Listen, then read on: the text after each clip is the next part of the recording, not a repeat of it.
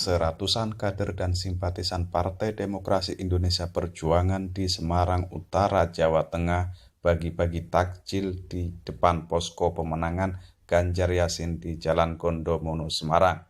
Sebanyak 600 takjil yang terdiri dari jus jambu, es kelapa muda, dan kolang-kaling ini dibagikan secara cuma-cuma kepada para pengendara yang kebetulan melintas di depan posko pada Sabtu sore 26 Mei 2018. Para kader yang rata-rata mengenakan kaos merah itu mengatasnamakan diri mereka sebagai komunitas Banteng Utara.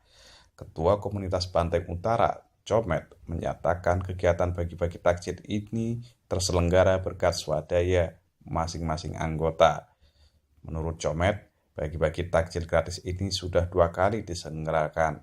Pada puasa Ramadan ini, komunitasnya bakal lebih sering mengadakan kegiatan tersebut.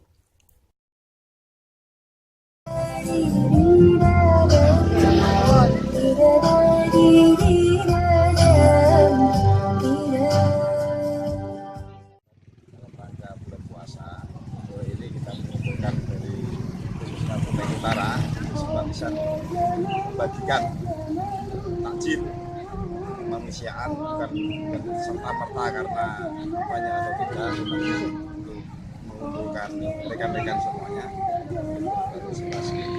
berbagi, intinya berbagi.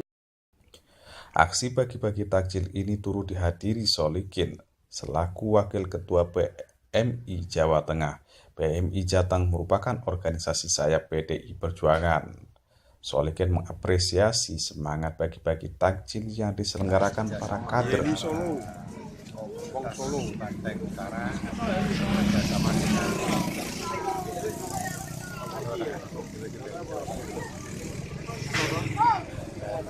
teman-teman relawan yang selama ini bergerak untuk memenangkan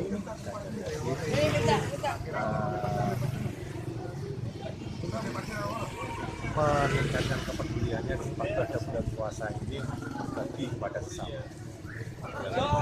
Kemudian takjil gratis. Pantauan di lapangan, warga tampak begitu antusias menerima takjil dari mereka.